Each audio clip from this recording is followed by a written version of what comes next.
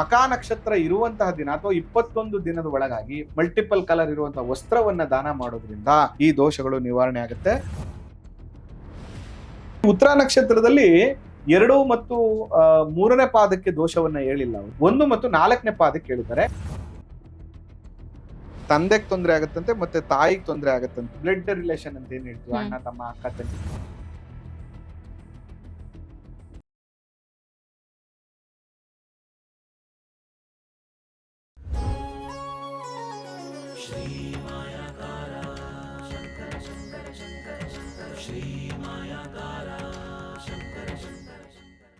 ಈ ಮಕಾ ನಕ್ಷತ್ರ ಬಂದು ವೃಕ್ಷ ಸಂಧಿ ನಕ್ಷತ್ರ. ಇದು ವೃಕ್ಷ ಸಂಧಿ ದೋಷವನ್ನ ಇಂಡಿಕೇಟ್ ಮಾಡುತ್ತೆ. ಮಕಾ ನಕ್ಷತ್ರ ಮತ್ತೆ ಹೇಳ್ತಾ ಇದೀನಿ, ಕೇತು ನಕ್ಷತ್ರ ಇದು.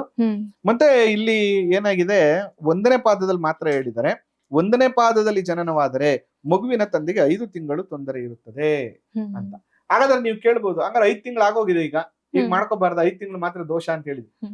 5 ತಿಂಗಳಲ್ಲಿ ಉಂಟಾಗುವಂತಹ ದೋಷಗಳು ಲೈಫ್ ಟೈಮ್ ಇರುತ್ತೆ.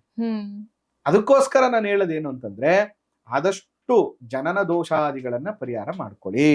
ಅಂದ್ರೆ ಮಕಾ ನಕ್ಷತ್ರದ 1ನೇ ಪಾದದಲ್ಲಿ ಹುಟ್ಟಿದ್ರೆ ತಂದೆಗೆ ಅದು ಶುಭ ಫಲವನ್ನ ಕೊಡೋದಿಲ್ಲ.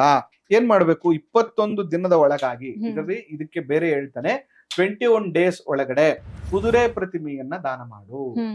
ಜೊತೆಗೆ ಮಕಾ ನಕ್ಷತ್ರ ಇರುವಂತಹ ದಿನ ಅಥವಾ 21 ದಿನದ ಒಳಗಾಗಿ ಮಕಾ ನಕ್ಷತ್ರ ಜನನ ಶಾಂತಿ, ಕೇತುವಿಗೆ ವಿಶೇಷವಾದಂತಹ ಜಪ ಪರಿಹಾರ ಹೋಮಾದಿಗಳನ್ನ ಮಾಡಿಕೊಂಡು ಉರುಳಿ ಮತ್ತು ಮಲ್ಟಿಪಲ್ ಕಲರ್ ಇರುವಂತಹ ವಸ್ತ್ರವನ್ನ ದಾನ ಮಾಡೋದ್ರಿಂದ ಈ ದೋಷಗಳು ನಿವಾರಣೆ ಆಗುತ್ತೆ.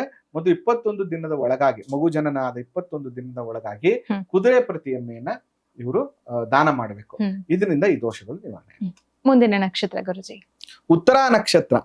ಈ ಉತ್ತರ ನಕ್ಷತ್ರದಲ್ಲಿ 2 ಮತ್ತು 3ನೇ ಪಾದಕ್ಕೆ ದೋಷವನ್ನ ಹೇಳಿಲ್ಲ ಅವರು. 1 ಮತ್ತು 4ನೇ ಪಾದಕ್ಕೆ ಹೇಳಿದ್ದಾರೆ. ಉತ್ತರ ನಕ್ಷತ್ರ ಬಂದು ರವಿ ನಕ್ಷತ್ರ, ಇದು ಸೂರ್ಯನ ನಕ್ಷತ್ರ. ಇಲ್ಲಿ 1ನೇ ಪಾದದಲ್ಲಿ ಮಗುವಿನ ತಂದೆಗೆ ಶುಭವಲ್ಲ. 1ನೇ ಪಾದದಲ್ಲಿ ಹುಟ್ಟಿದ್ರೆ, ಉತ್ತರ ನಕ್ಷತ್ರ 1ನೇ ಪಾದದಲ್ಲಿ ಹುಟ್ಟಿದ್ರೆ ಮಗುವಿನ ತಂದೆ ಅನಾರೋಗ್ಯವನ್ನ ಅನುಭವಿಸ್ಬೇಕಾಗ್ತದೆ, ಆರ್ಥಿಕ ತೊಂದರೆಯನ್ನ ಅನುಭವಿಸ್ಬೇಕಾಗ್ತದೆ. 4ನೇ ಪಾದದಲ್ಲಿ ನೋಡಿ, ಮಗುವಿನ ಸಹೋದರರಿಗೆ ತೊಂದರೆ.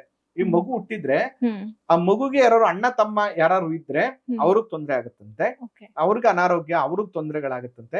ಅದಕ್ಕೋಸ್ಕರ ಪರಿಹಾರವನ್ನ ಹೇಳಿದ್ದಾರೆ. ಏನ್ ಪರಿಹಾರ ಹೇಳಿದ್ದಾರೆ, ಎಳ್ಳು ತುಂಬಿದ ಪಾತ್ರೆ ಅಥವಾ ಎಳ್ಳು ತುಂಬಿದ ಕೊಡವನ್ನು ಮನೆಯಲ್ಲಿ 9 ದಿನದ ಒಳಗೆ, ಅಂದ್ರೆ ಪೂಜೆ ಮಾಡಿ 9 ದಿನದ ಒಳಗಾಗಿ ದಾನವನ್ನ ಮಾಡ್ಬೇಕು. ಅಂದ್ರೆ ಮಗು ಹುಟ್ಟಿದ ವಿತಿನ್ 9 ಡೇಸ್ ಅಲ್ಲಿ ಅದನ್ನ ಮಗು ಕೈಲಿ ಮುಟ್ಟಿಸ್ಬಿಟ್ಟು, ಅಂದ್ರೆ ಒಂದು ಎಳ್ಳು ತುಂಬಿದ ಕೊಡವನ್ನ ದಾನ ಮಾಡ್ಬೇಕು ಅಂತ ಹೇಳಿದ್ದಾರೆ.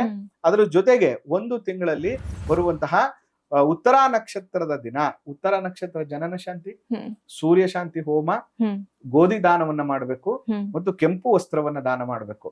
ಮುಂದೆ ಪ್ರತಿ ಭಾನುವಾರದ ದಿನ, ಲೈಫ್ ಟೈಮ್ ಭಾನುವಾರದ ದಿನ ಶಿವನ ಆರಾಧನೆ, ಶಿವನ ಪೂಜೆ, ಶಿವನ ದರ್ಶನವನ್ನ ಮಾಡೋದ್ರಿಂದ ಕೂಡ ಈ ದೋಷಗಳು ಅವರಿಗೆ ನಿವಾರಣೆ ಆಗುತ್ತೆ.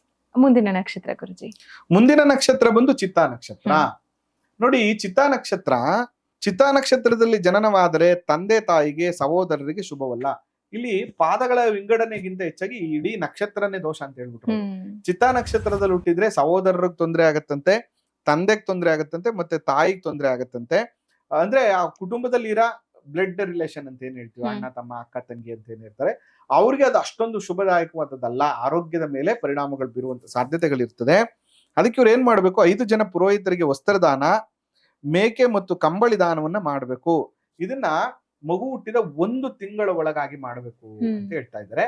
ಇವ್ರೇನ್ ಮಾಡ್ಬೇಕು, ಆ ತಿಂಗಳಲ್ಲಿ ಬರುವಂತ ಚಿತ್ತಾ ನಕ್ಷತ್ರದ ದಿನ ಚಿತ್ತಾ ನಕ್ಷತ್ರ ಜನನ ಶಾಂತಿ, ವಿಶೇಷವಾಗಿ ಕುಜನಿಗೆ ಪರಿಹಾರವನ್ನ ಮಾಡ್ಬೇಕು, ಜಪಗಳನ್ನ ಮಾಡ್ಬೇಕು, ಹೋಮಗಳನ್ನ ಮಾಡ್ಬೇಕು ಮತ್ತು ತೊಗರಿ ದಾನವನ್ನ ಮಾಡ್ಬೇಕು, ಕೆಂಪು ವಸ್ತ್ರವನ್ನ ದಾನ ಮಾಡ್ಬೇಕು. ಇದರಿಂದ ಈ ದೋಷಗಳು ನಿವಾರಣೆ ಆಗುತ್ತೆ. ಆದಷ್ಟು ಏನಂದ್ರೆ, ನಾನು ಎಲ್ಲ ವೀಕ್ಷಕ ಬಂಧುಗಳು ಹೇಳುವಂಥದ್ದು, ನಾವು ಹೇಳುವ ಯಾವ ವಿಚಾರವನ್ನು ನೆಗ್ಲೆಕ್ಟ್ ಮಾಡ್ಬೇಡಿ.